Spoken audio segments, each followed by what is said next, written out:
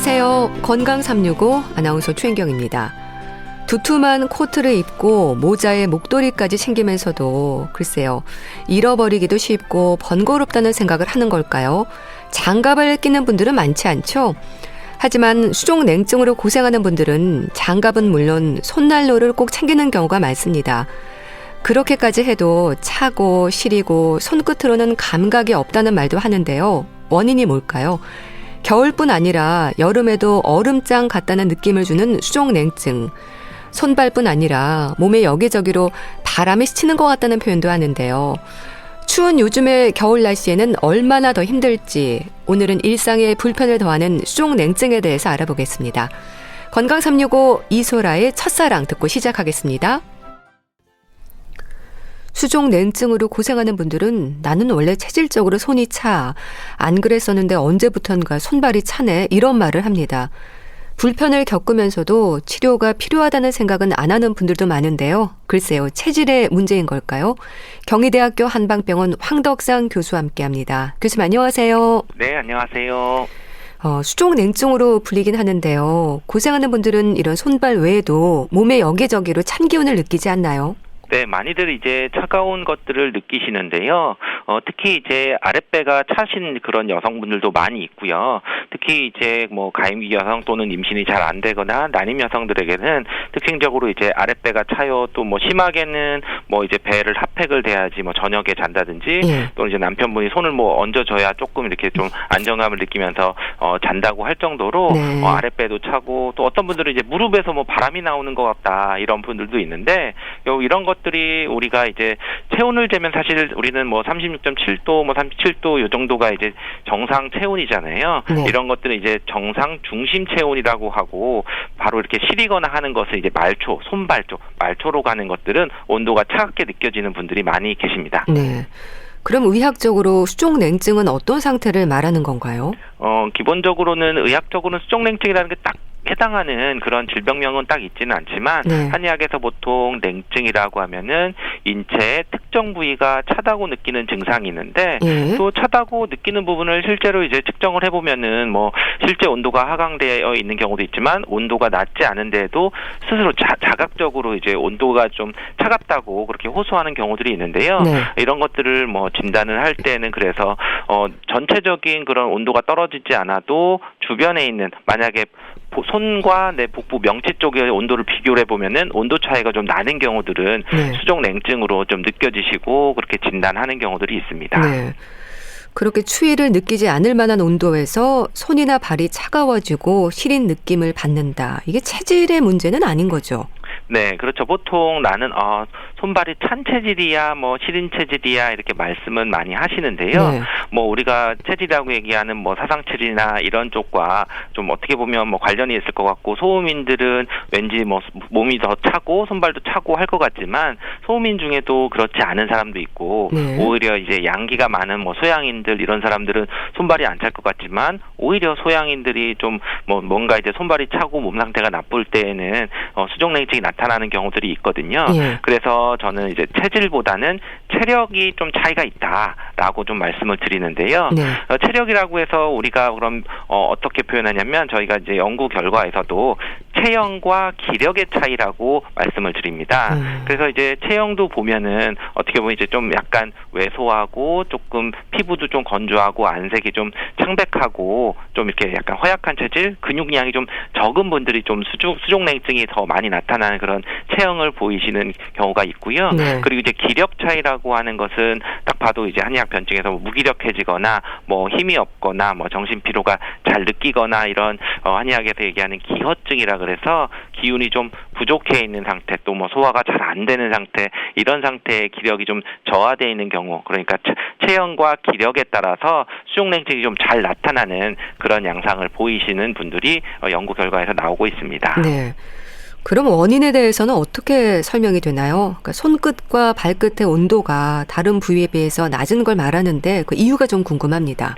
기본적으로 수족냉증은 굉장히 뭐 다양한 원인에 올 수가 있고요. 그리고 정확하게 한 가지 원인으로 또 오지 않는 경우들이 또 많이 있는데요. 뭐 흔히들 뭐 혈액순환이 잘 안 되니까 그렇다 얘기를 하지만 어떻게 보면 우리 몸은 이제 몸을 따뜻하게 하는 것은 사실은 혈액이거든요. 그래서 혈액순환이 안 된다는 그런 것도 맞는데 단순히 혈액순환이 안 되는지 아니면 그런 혈액 공급이 좀 감도될 수 있는 말초의 어떤 병이 있어서 뭐 고지혈증이라든지 어떤 말초 순환 장애가 있어서 나타날 수도 있고요. 또 이렇게 실제로 온도가 떨어지진 않았지만 감각적인 부분 그런 경우는 이제 신경적인 부분에서 문제가 있는 경우는 또 시리게 나타날 수도 있는데 이럴 때는 어떤 신경이 눌렸다든지 뭐 목 디스크가 있다든지 허리 디스크가 있다든지 이런 경우에도 오히려 손끝이나 발끝이 이제 시린 감각, 통증 같은 이런 것들이 같이 나타나서 수족 냉증처럼 나타나실 수도 있고요. 또는 이제 뭐 대사질환이나 이런 것들, 고지혈증이나 당뇨 또는 뭐 갑상선 질환 이런 부분들이 있어서 전신 내분비 질환이 있어서도 이런 수족 냉증이 좀 나타날 수 있고요. 또 이러한 구조적인 질환들이 없는데 나는 어떤 체력이 떨어지거나 또는 급격한 다이어트나 뭐 영양 불균형 이런 또는 뭐 잠을 못 잤다든지 또는 정말 뭐 과로를 해서 나타나도 수족 냉증이 좀 나타날 수 있고 또 여성 같은 경우는 이제 생리와 관련돼서 또는 뭐 폐경과 관련돼서 수족 냉증이 좀 나타나는 그런 원인으로 볼 수 있습니다. 네.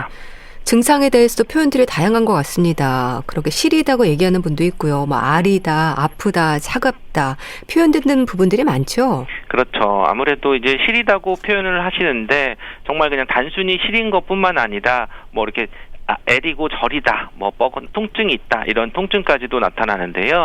단순히 이제 손끝이 뭐 차고 발끝이 차고 뭐 허리가 시리고 이런 뿐만 아니라 뭐 전신에서 바람이 나온다, 뭐 팔다리가 쑤시다. 그리고 어깨도 뻐근하다 이런 것뿐만 아니라 뭐 다른 뭐 생리불순이라든지 뭐 얼경통이라든지 또는 뭐 냉대화가 많이 나타나든지 또는 이렇게 손발이 차면서 두통이나 뭐 소화장애가 온다든지 여러 증상들이 같이 나타나는 분들이 많이 있습니다. 네, 이게 겨울에만 증상이 있는 게 아니라 사계절 또 더운 여름에도 냉증을 느끼는 거죠. 그렇죠. 기본적인 이제 수족냉증이라 그러면은 겨울에 더 심할 것 같지만 여름에도 굉장히 더 심한 그렇게 느껴지시는 분들도 많이 있거든요. 결국 이제 물론 계절에 따라서 어떤 뭐 본인의 체력이나 날씨나 어떤 기온 변화에 따라서 다 표현하는 것은 다르지만 주관적으로는 이제 시리고 힘든 것은 뭐 겨울에도 힘들고 여름에도 힘든 것들이 더 나타나거든요.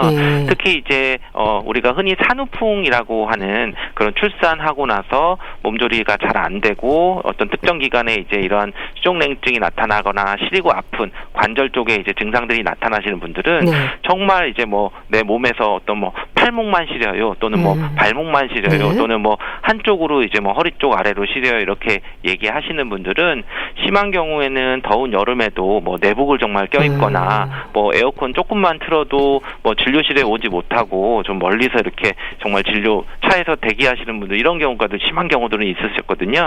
결국 어떤 이런 것들이 수족냉증이 물론 구조적인 그런 이상이 있을 수 있지만 만약에 그렇지 않을 때는 계절에 상관없이 또는 주변의 온도에 상관없이 내가 스스로 느끼는 증상들이 굉장히 심하게 나타나시는 분들이 계절에 상관없이 나타나기도 합니다. 네. 그렇게 내복을 입고 양말을 겹쳐 신어도 안 되고 손난로를 대고 있어도 안 되고 증상 완화를 위해서 노력은 하지만 그래도 차다는 말씀들을 하시던데 참 고통이겠어요. 그렇죠. 이럴 때 사실은 굉장히 좀 주의하셔야 되는 것 중에 하나가 아무리 이제 내 몸을 뜨겁게 하고 보온을 많이 하고 실내 온도를 좀 높이고 있다가 보면은 계속 이제 시린 것 때문에 온도에 적응하는 능력들을 좀 상실하시는 분들이 있습니다. 결국 우리가 예를 들면 20도라는 온도를 가정을 한다고 하면 여름철 20도는 굉장히 시원하게 느껴질 수 있고요. 겨울에 요즘 같은 날씨에 20도라 그러면 굉장히 덥게 느껴질 수 있는 온도가 20도거든요. 결국 내가 주변에서 내 몸을 따뜻하게 하거나 하는 온도가 정해져 있지만 내 몸이 그걸 어떻게 적응하느냐의 차이가 있을 수 있습니다. 그러니까 시리다고 해서 무조건 너무 덥게만 있고 내가 외부 온도에 적응하지 못할 때에는 오히려 굉장히 더운 기온에서도 나는 계속 끊임없이 시릴 수 있고 이런 것들이기 때문에 저희가 이제 수족냉증을 치료하는 분들에게 어느 정도 치료를 진행하면서는 외부 그러니까 그 계절에 맞는 온도의 옷을 입고 또 주변에 있는 사람과 비슷한 정도의 온도에 좀 적응할 수 있는 그런 그 연습을 꼭 하시라고 강조를 합니다. 네. 또 교수님, 레이노 증후군 환자들이 이제 수족냉증으로 나름 짐작하기도 한다던데요. 전혀 다른 질환인 거죠? 그렇죠. 그렇죠. 이제 광범위하게 보면 수족냉증이 조금 더 레이노 증후군보다는 좀 광범위한 개념이라고 보시면 되고요. 네. 레이노 증후군은 좀 더 이제 그런 세부적인 그런 질환으로 진단이 될 수 있어서 물론 이제 수족냉증을 진단할 때 레이노이 증후군을 포함할 수도 있고 그렇지만 좀 차이가 있는데요. 레이노이 증후군은 손가락, 발가락의 혈관에 이제 허혈 발적이 생기고 피부 색조가 변하는 질환입니다. 네. 결국 이제 단순히 손발이 차고 이런 것뿐만 아니라 손의 색깔이 변하거든요. 그래서 이런 것들이 있으면은 레이노이 증후로 보고 일반적인 그런 수족냉증을 호소하시는 분들은 뭐 이렇게 청색증이라든지 손발이 뭐 파래진다든지 이런 것들은 좀 덜 색깔 변화는 좀 덜 나타나고 좀 시리거나 어떤 차가운 감각이나 이런 증상들을 좀 나타나기 때문에 어느 정도 이렇게 구별을 좀 하고 있습니다. 네. 일반적으로 수족냉증은 여성들에게 좀 많은 것 같아요. 아무래도 그 수족냉증을 호소하시는 분들이 우리가 여성들은 이제 음체라 그러고 남성보다는 이제 양기가 좀 적고 이런 식으로 표현을 해서 기본적으로 양기가 적기 때문에 수족냉증은 좀 훨씬 많이 호소하시는 경우들이 있고요. 그리고 또 이제 수족냉증과 관련돼서 나타날 수 있는 게 생리 변화에 따라서 굉장히 좀 다양하게 나타날 수 있거든요. 결국 우리가 여성들은 한 달에 한 번 생리 주기가 바뀌고 또 생리를 하게 되는 그런 문제들이 있는데 이랬을 때 어떻게 보면 내 몸에서는 피는 이제 뭐 줄어들고 또는 이제 뭐 호르몬 변화도 있을 수 있고 그거에 따라서 이제 기혈의 그런 차고 줄고 하는 변화들이 한 달에 한 번씩은 이제 계속 나타나고 또 우리가 뭐 임신이라든지 또는 출산하고 나서의 그런 상태 또 이제 폐경이라고 할 정도로 우리가 이제 일상 살아가면서도 굉장히 큰 변화들이 한 번씩 오거든요.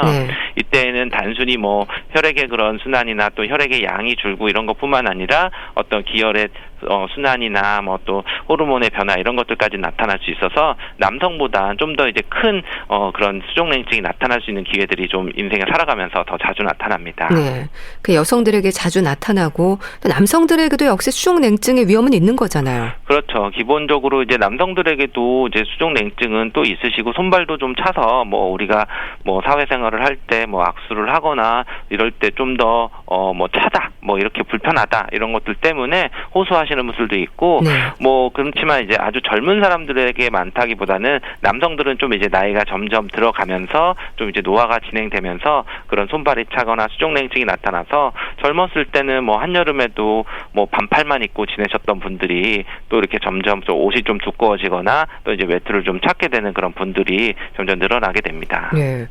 근데 그렇게 젊었을 땐 그렇지 않았는데 갱년기가 오면서 냉증이 생겼다는 말도 하고요. 청소년기에 오히려 증상이 심했다는 말도 합니다. 교수님, 이게 뭐 차이가 있는 걸까요? 아무래도 이제 원인에 좀 다르게 볼 수도 있는데요. 뭐 당연히 이제 젊을 때가 좀 더 이제 양기가 많기 때문에 수족냉증이 좀 적고 갱년기가 되거나 이랬을 때 이제 수족냉증이 생기는 것은 이제 여성들은 당연히 이제 그런 폐경이라고 하는 그런 시기들이 여성 호르몬이 바뀌고 이 시기가 되면 당연히 호르몬 변화가 바뀌면서 또 기혈이 부족해지는 것이 바뀌어서 뭐 고지혈증이 생긴다든지 뭐 혈압이 생긴다든지 당뇨가 생긴다든지 하는 위험성들이 더 많이 나타나고 당연히 이제 그러면서 기혈순환이 잘 안 돼서 수족냉증이 생기는 것들 그러면서 이런 것들은 더 많이 나타날 수 있는데요.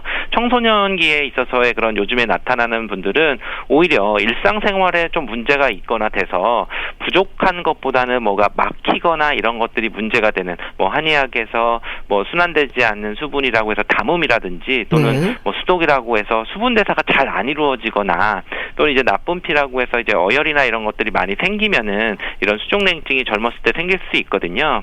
그러니까 젊은 여성들에게 있어서 수족냉증이 나타나는 분들이 또 이렇게 잘 병력을 물어보거나 생활 습관을 물어보면 다이어트를 뭐 급격히 해서 뭐 영양이 좀 부족하다든지 또 이제 그런 밤낮이 좀 바뀌어서 낮에는 계속 좀 잠을 자고 밤에는 이제 잠을 안 자면서 우리가 낮에 좀 충분히 활동을 하고 해서 양기를 충분히 축적해야 되는데 그거를 못했을 때 우리 몸에서는 어떻게 보면 뭐 자율신경계 이상이다 또는 이런 것처럼 어떤 음과 양이 조절하는 균형들이 깨졌을 때 젊은 나이에도 수족냉증이 좀 나타나서 오히려 이제 나이 들어서 나타나는 것은 우리가 뭐 양기가 부족한 것 때문에 나타나는 수족냉증이라고 하면 젊은 사람들은 대체로 좀 부족하기보다는 뭔가 균형이 깨지는 그런 것 때문에 수족냉증이 나타나는 것으로 보고 있습니다. 네. 그럼 수족 냉증이 심한 분들은 얼굴로도 홍조처럼 증상이 나타난다는 건 맞는 얘기인가요? 모든 수족냉증에 있어서 뭐 홍조처럼 나타나는 것은 아니고요. 이제 가장 많이 이제 그런 수족냉증이 나타나면서 안면 홍조가 같이 이제 나타나는 분들은 폐경 전후에 이제 중년 여성에게 나타나는 거라고 볼 수 있죠. 네. 사실 이런 갱년기 증상, 뭐 폐경기 증상 이랬을 때 여러 가지 증상들을 설명하는 게 이제 혈관 운동성 증상이라고 해서 결국 이제 혈관이 좀 더 뭔가 운동성이 줄어들고 뻣뻣해져서 순간적으로 혈액순환이나 이런 것들이 좀 원활하지 않을 때 피가 얼굴로 쏘였을 때 안면 홍조도 나오고 위로 열이 훅 오르는 것들 또는 뭐 심장에 부담이 되거나 이런 것들이 나타나는데 반대로 위쪽은 그렇게 뜨겁지만 아래쪽으로는 또 이제 팔이나 다리나 이런 쪽은 또 매우 차가워지고 손발이 찬 그런 수족냉증 증상들이 나타나는데요. 네. 이럴 때 이제 뭐 한의학에서 뭐 상열 하한이라고 해서 위로는 열이 있고 밑으로는 한이 나타나는 게 뭔가 음양이 분리되는 거죠. 그래서 그런 것들이 좀 나타나는 증상들이 많이 나타나는데요. 뭐 남성분의 수족냉증에 있어서 뭐 그렇게 나타나기보다는 주로 이제 갱년기 여성들에게서 수족냉증이 나타날 때 안면 홍조가 좀 같이 나타나는 그런 증상을 볼 수 있습니다. 네. 그럼 교수님, 수족냉증으로 인한 가장 큰 문제랄까요? 다른 질환의 위험으로도 이어질 수 있는 건 아닌가 걱정되는 부분도 있는데 어떨까요? 네, 아무래도 단순하게 어떤 검사들을 했을 때 이상이 없는 경우가 아니라 가장 이제 문제가 되는 것들은 어떤 내분비 질환, 뭐 당뇨나 또는 뭐 고지혈증이나 뭐 동맥경화나 이런 질환들이 있을 때에는 단순히 이런 것이 수족냉증의 문제가 아니라 그 질환이 갖고 있는 쭉 이어지는 그런 문제들, 뭐 당뇨가 문제가 관리가 안 되든지 또는 혈관 문제가 생긴다든지 또는 동맥경화나 이런 것 때문에 뭐 심장 문제가 생길 수 있는 이런 문제들이 생길 수 있기 때문에 만약에 이제 특별한 원인이 없이 계속 이제 수족냉증 때문에 좀 생활이 힘들면은 뭐 꼭 이런 검사, 혈액 검사나 어떤 다른 검사를 통해서 이러한 질환들이 있는지를 확인을 해보셔야 되는 거고요. 그리고 또 이제 국소적으로 보면은 뭐 목 디스크나 허리 디스크나 이런 부분들도 확인을 하거나 또는 이제 손 쪽에 있는 신경들이 눌리게 되면은 뭐 수근관 증후군이나 또는 뭐 신경염이나 이러한 어떤 국소적인 그런 신경 이상이 있는 그런 경우도 있는데 이런 경우도 단순히 이제 시간을 지내서 참는다고 호전되거나 그러는 게 아니라 지속적으로 악화되거나 반복될 수 있기 때문에 해당하는 것은 정확하게 한번 진단을 받으시고 그리고 그런 것들에 대해서 감별을 해서 해당 질환들이 되는 것을 치료를 해야 되는 경우들이 또 있습니다. 네. 그렇다면 교수님, 한의학에서는 어떤 치료들이 진행이 될까요? 네, 한의학에서는 뭐 개별적인 어떤 맞춤 치료를 한다고 볼 수 있는데요. 결국 그냥 기본적인 여러 가지 원인들을 감별을 해서 해당 질환들이 있으면은 그 해당 질환을 뭐 디스크를 치료하거나 뭐 고혈압을 관리하거나 당뇨를 관리하거나 이런 것들은 당연히 같이 진행을 하면서 그렇지만 그럼에도 불구하고 이제 수족냉증이 계속 나타날 때에는 한의학에서 이제 가장 장점이 있는 것이 기혈을 순환을 좀 원활하게 하고 그리고 음양의 균형을 맞춘다고 보는 거거든요. 결국 이제 단순하게 어떤 양방에서 얘기하는 그런 혈액순환 개선제라든지 이런 개념과는 조금 차이가 있는 게 단순히 이제 혈액 안의 순환을 개선시키는 것뿐만 아니라 우리 몸 전체에 어떤 예를 들면 뭐 가뭄에 뭐 도랑이 물이 마를 때 물을 좀 보충을 해줘야 되는 것처럼 우리 몸 전체에 기혈이 부족한 것은 채워주고 또 이제 담음이나 어혈이나 이런 노폐물이나 이런 순환이 안 되게 하는 그런 막힌 것들을 좀 뚫어주게 되는데 그런 것들을 이제 한의학에서는 변증 과정이라 그래서 뭐 먹는 거나 또는 이제 생활이나 또는 여러 가지 증상들을 또 문진을 통해서 진단을 해서 거기에 맞춰서 맞는 침이나 뜸이나 한약 치료를 하게 됩니다. 한방 물리요법이 있던데 이게 어떤 치료를 말하는 건가요? 물리요법이라고 하면은 어떤 그런 이학적인 거죠. 어떤 기계적인 그 메커니즘의 자극을 통해서 치료하는 건데 그게 이제 보통 일반적으로 우리가 알고 있는 물리치료거든요. 근데 이제 거기에서 이제 한방 물리요법이라고 하는 한방 물리치료라고 하는 것은 개념 자체가 단순히 이제 뭐 근육신경, 혈관 이런 것들을 참고할 뿐만 아니라 한의학에서는 기본적인 경락의 개념이 있어서 우리가 침 놓는 그런 라인들이 있죠. 그 라인들이 우리 몸에서 내부 장기와 반응점이 될 수도 있고 우리가 예를 들면 지압을 해서 내가 소화기와 관련되는 경혈자리를 누르면은 좀 막힌 것도 좀 풀리고 소화도 좀 되는, 체한 것도 좀 풀리는 것들을 좀 볼 수 있는 것처럼 어떤 그런 내부 장기와 연결되는 경락의 개념들이 더 추가가 돼서 그런 해당하는 부위에 어떤 이학적인 자극, 뭐 뜨겁게 한다든지 또는 뭐 전기 자극을 한다든지 뭐 어떤 뭐 광선 자극을 한다든지 이러한 것들을 좀 치료를 하거나 또는 이제 운동을 하거나 어떤 뭐 만져주거나 수기를 하거나 또는 이제 우리가 찜질을 하거나 뭐 또는 뭐 수치료를 한다든지 물을 이용한 그런 치료를 하는 것처럼 여러 가지 하는 치료 방법이 이 한방 물리요법이라고 볼 수 있습니다. 네. 그러니까 침이나 뜸 치료 같은 게 다 기혈 순환을 위한 걸까요?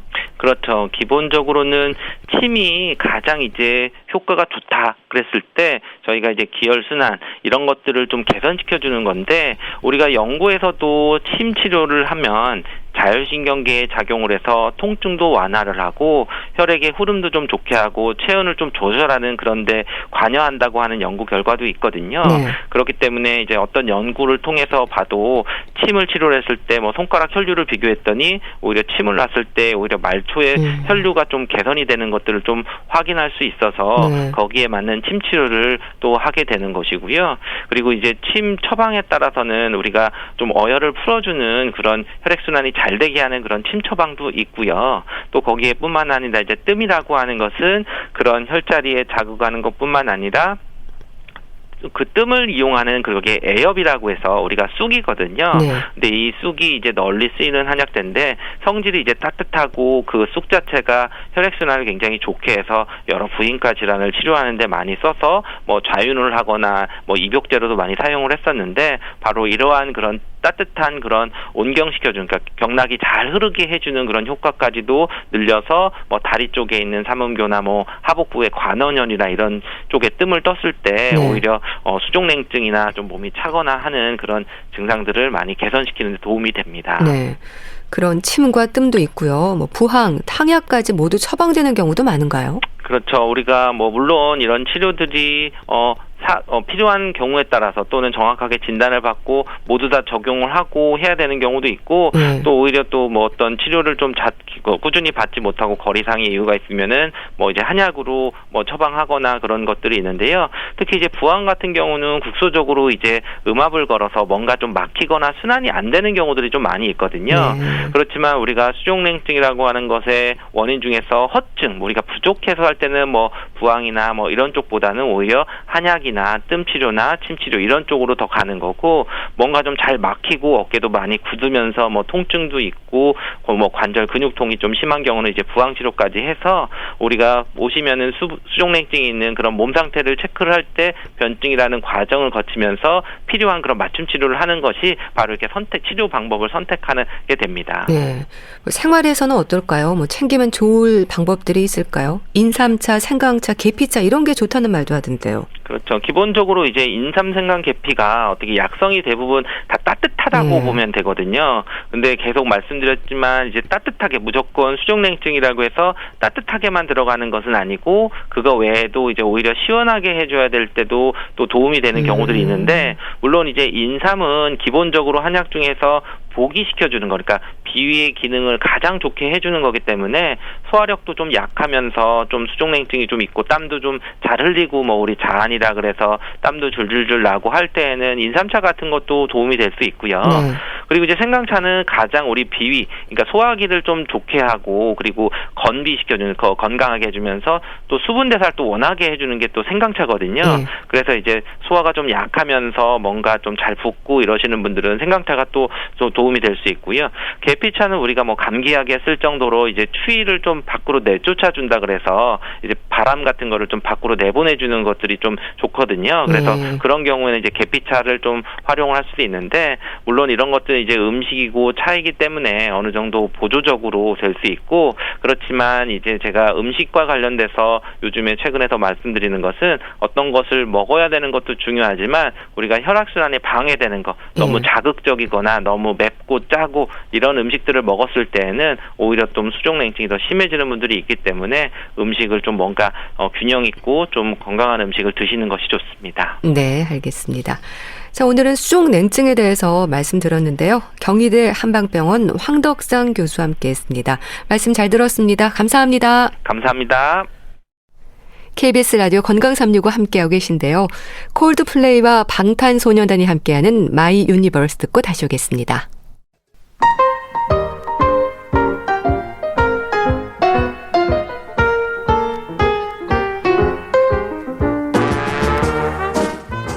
건강한 하루의 시작. KBS 라디오 건강 365. 최윤경 아나운서의 진행입니다.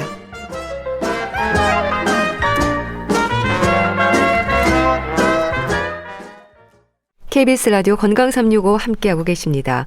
주말의 건강책 정보 북컬럼니스트 홍순철 씨 자리했습니다. 안녕하세요. 네, 안녕하세요. 건강에 대한 고민은 가장 크게 공감할 수 있는 부분인데요. 오늘 소개해 주실 책 제목만으로도 아마 많은 분들이 관심이 있을 것 같습니다. 이명이 사라지는 순간. 이명으로 고생하는 분들이 정말 바라는 순간이지 않을까요? 그러게 말입니다. 저하고 같이 사는 분도 가끔씩 이명 증상을 느끼세요. 예. 그래서 분명히 조용한데 귀에서 이상한 소리가 난다고 그런 이야기를 하거든요. 오늘 소개해드리는 책이 바로 이 이명에 대한 이야기인데요. 네.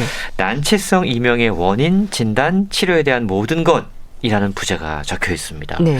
많은 분들이 이명 그러면 귀에서 소리가 난다라고 느끼니까 이걸 귀의 문제라고 느끼세요. 사실 이명은 당해보지 않은 분들은 그 고통을 모를 정도로 정말로 고통스러운 맞아요. 질병이라고 그럽니다. 네. 이명의 영어 명칭을 보면 티나이터스라고 해서 이게 라틴어 딸랑거리거나 종처럼 울린다라는 뜻의 티니레 라는 단어에서 유래했다고 그래요. 네. 우리가 과거 문헌을 보면 이명 때문에 고생한 분들이 제법 많으시더라고요.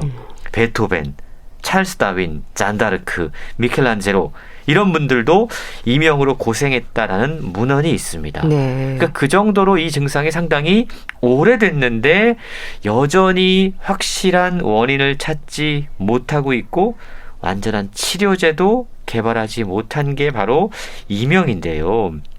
이명은 외부에서 어떤 청각적인 자극이 없는 상태에서 귀 또는 머리 쪽에서 삐 혹은 쏴 치식 이런 소리들을 스스로 인지하는 거예요. 네. 근데 현대 의학에서 이명은 질병으로 분류하고 있지 않습니다.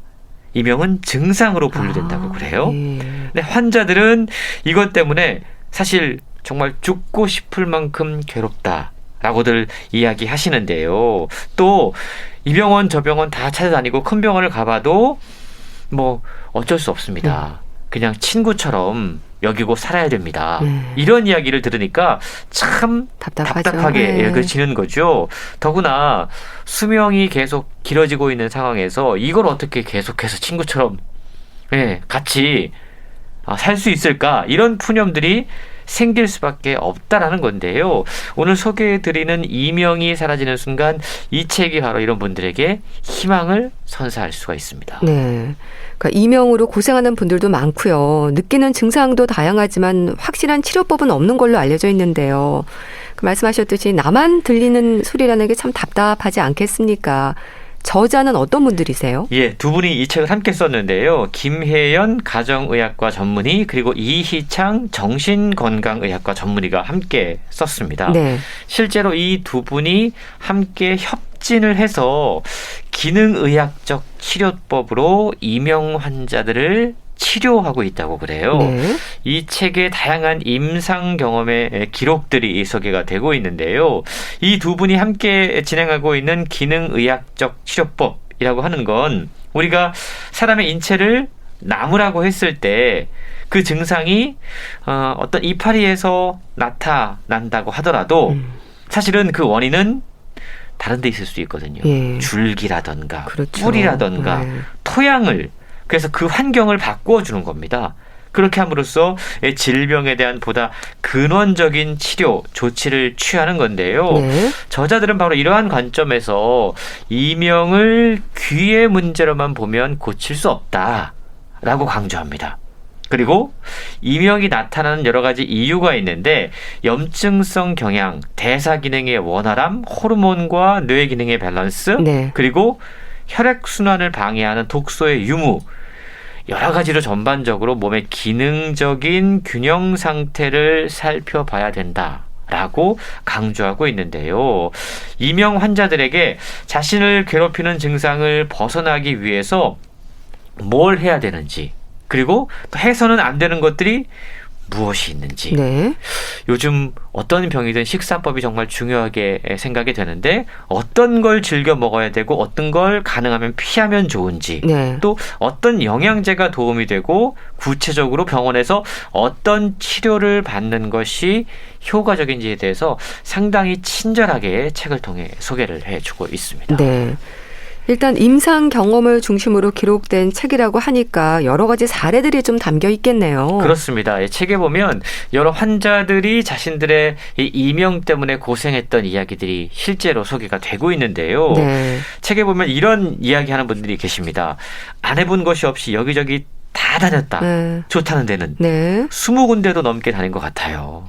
이비인후과에 가서 고막 주사도 10번은 맞았고 한의원도 3군데 이상 가본 것 같아요.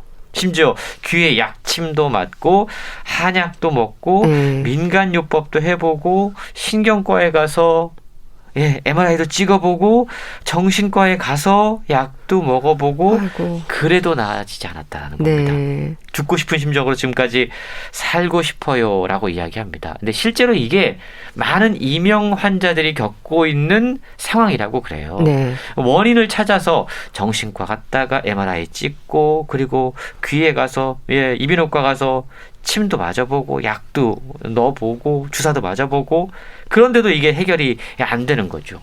저자는 이러한 이명 환자들의 유목민 생활, 병원 헤매고 있는 상황에 대해서 안타까움을 표하고 있는데요. 사실 전통적인 현대의학에서는 이걸 질병이라고 진단받았을 때만 어떤 약을 처방하거나 혹은 해부학적인 변형이 눈에 보일 때 이걸 수술이나 시술을 통해서 해결할 수 있는 거죠. 근데 그런 게 눈에 보이지 않는데 막연히 계속 증상만 호소하는 분들이 계십니다. 이명이 바로 그런 건데요. 네. 그럴 때는 사실은 병원에서 할 수 있는 게 그 증상을 완화시키는 대증요법만 하는 게 일반적이에요. 그러다 보니까 이명 환자들이 왜 자신이 고통을 받고 있는지, 어떻게 하면 이걸 나을 수 있는지 실질적인 도움을 받기 어려운 상태라는 거죠. 네. 그냥 그 증상을 잠깐 잠재워주는 그런 치료가 대부분이기 때문인데요.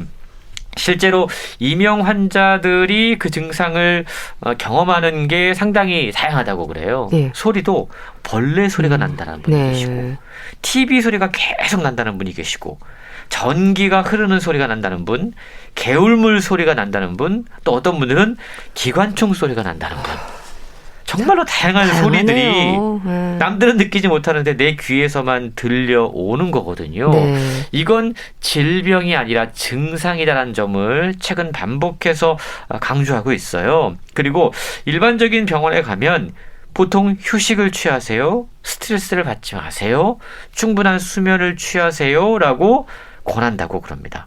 근데 사실 그걸 아무리 해도 잘 낫지가 않는 게 이명의 가장 고질적인 특징이고요. 그리고 문제는 이명이 계속되면 또 다른 증상들을 유발하기 때문에 이게 더욱더 사실은 골치 아픈 증상인 문제가 거죠. 되는 거군요. 우울증, 불안장애, 공황장애 이러한 정서적인 문제로도 충분히 이어질 수 있기 때문에 환자들이 이명에서 시작된 게 정말 나중에는 일상생활을 제대로 할 수 없을 정도의 심각한 상황까지 처할 수 있어서 이명의 보다 근원적인 원인을 찾아서 그걸 꾸준히 치료하는 것이 좋고 그러한 방법을 책을 통해서 이야기를 하고 있는 겁니다. 네.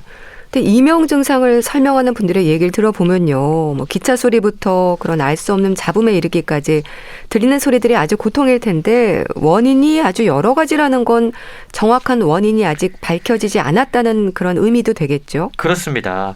저자들도 바로 그 점을 강조를 하고 있어요. 그러니까 임상 현장에서 다양한 이명 환자들을 경험을 해보면 진료를 해보면 이명의 원인들이 너무나 다양하다는 거예요. 근데 이 책을 통해서 다양한 원인 가운데 한 5가지 정도를 추려서 소개를 하고 있습니다. 근데 대부분이 이 5가지 범주 안에 포함이 된다고 그러는데요. 첫 번째가 염증, 두 번째가 호르몬 불균형, 세 번째가 뇌의 기능 불균형, 네 번째가 대사 기능의 이상, 다섯 번째가 당 독소와 산화 독소, 이런 것들이 우리 몸에서 어떤 보통의 염증을 유발할 때 이게 이명으로도 이어질 수 있다라는 거죠. 실제로 저자들이 의료 현장에서 이 5가지 문제에 집중해서 이 문제들을 치료하자 이명이 심한 사람들도 곧잘 낫는 그런 경험들을 했다라고 전하고 있는데요. 네. 앞서 이 의사들 두 분이 하는 게 기능의학이라고 말씀을 드렸잖아요. 네. 그 기능의학적 관점으로 치료를 하면 당뇨약을 끊고도 혈당이 정상적으로 조절되는 사람이 있고요.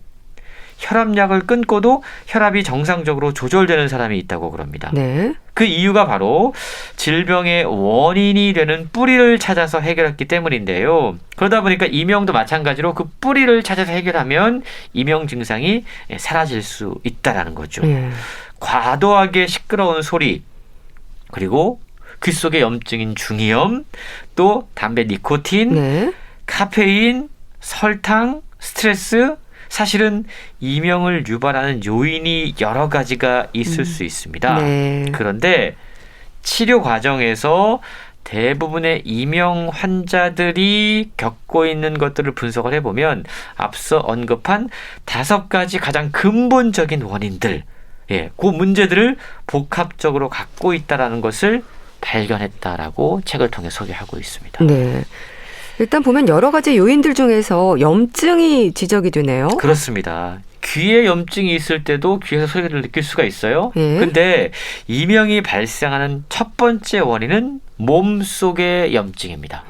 그러니까 꼭 귀가 아니더라도 몸의 어딘가에 염증이 있으면 이게 귀에 소리가 들리는 것처럼 느껴질 수 있다는 거죠. 가장 대표적인 원인이 바로 장의 염증이다. 장이요. 우리가 장염이라고 얘기하는 거예요. 그게 이명으로 나타날 수 있다는 건데요. 왜 그러냐면 우리 몸의 면역세포 가운데 70에서 80%가 바로 장에 몰려 있습니다. 그래서 염증성 물질이나 독소들이 잘 걸러지고 음식을 통해서 섭취된 영양이 몸속으로 흡수되어야 되는 곳이 장이에요. 그렇죠. 그러니까 요즘 그런 얘기 하잖아요. 뇌와 장만큼 우리 몸에 중요한 게 없다. 그만큼 두 가지가 정말 중요하다는 건데, 문제는 장에 염증이 생겨서 장 점막에서 이러한 영양분 섭취라든가 흡수가 잘 이루어지지 않으면 이명의 원인으로 작용할 수 있다는 거죠. 그러니까 이명은 대부분 그 하나의 어떤 증상으로만 나타나는 것이 아니라 강직성 척추염 같은 자가 면역 질환과 함께 나타나기도 한다고 그래요. 그래서 이명을 갖고 있는 분들을 진료를 해보면 이명만 문제가 아니라 염증성 질환으로 나타난 또 다른 질병을 갖고 있는 경우가 많이 있다는 거죠. 요즘 현대인들이 장누수 증후군이라는 걸 많이 알고 있다고 장누수 증후군요. 그러니까 쉬운 말로 장이 새는 겁니다. 이게 장벽이 얇아져서 장벽이 쉽게 투과되면 이게 이제 염증이 과한 거죠. 다양한 질병들이 함께 발병하게 되는데 바로 이명도 그 가운데 하나라고 이야기할 수 있다는 거죠. 그래서 이명 환자들이 만약에 염증 수치가 높은 것으로 확인이 되면 그때 저자들은 이 염증을 가라앉히는 치료법들을 한다고 그래요. 예를 들어서 맞춤형 소화 효소제라든가 프로바이오틱스라든가 이러한 장내 환경 개선을 위한 처방을 하고 염증을 없애는 식사법을 권한다고 그럽니다. 놀라운 점은요, 이렇게 식이 습관을 잘 따른 환자들의 경우 한 달 반 만에 장내 염증이 사라지고 자연스럽게 이게 이명도 낫는, 그러니까 이명 치료의 첫 번째 문을 열게 되는 경우들이 상당히 많이 있다. 그래서 이명 환자들 가운데 염증이 있는 분들은 이 염증 치료를 하면 자연스럽게 이명을 치료하는 경우들이 많다라고 이야기하고 있습니다. 그렇게 염증이 지적이 되고요. 또 우리 몸의 불균형, 기능적인 문제들도 이명을 유발할 수 있다는 건 또 어떤 의미일까요? 사실 현대인들의 이 생활 습관병이 이명으로 이어지는 경우들도 많이 있더라고요. 최근 이명이 발생하는 두 번째 근원적인 요인으로 고혈당, 고지혈, 고혈압, 이러한 대사 기능의 이상 문제를 지적하고 있습니다. 네. 이명 환자들 가운데 실제로 건강검진을 해보면 혈액검사 결과 고중성 지방혈증이라든가 고인슐린 혈증 이런 문제가 나타나는 분들이 많이 있다고 그래요. 그래서 이런 부분들을 개선하면 또 이명이 개선되는 경우들이 있다라고 소개를 하고 있고요. 네. 이명의 세 번째 근본적인 원인은 부신 피로, 갑상선 기능 저하, 이러한 일종의 호르몬 불균형 문제입니다. 이게 발생하면 이명이 생길 수 있다라고 그래요. 네. 사실 이명 환자는 대부분 과로, 스트레스를 경험을 했거나 현재 경험하고 있는 분들이 대부분인데요. 사실 우리 몸에 스트레스가 발생을 하면 이게 반응이잖아요. 그렇죠. 우리 몸은 위기 상황으로 그걸 인식해서 그걸 극복하기 위해서 부신 호르몬을 분비를 해요.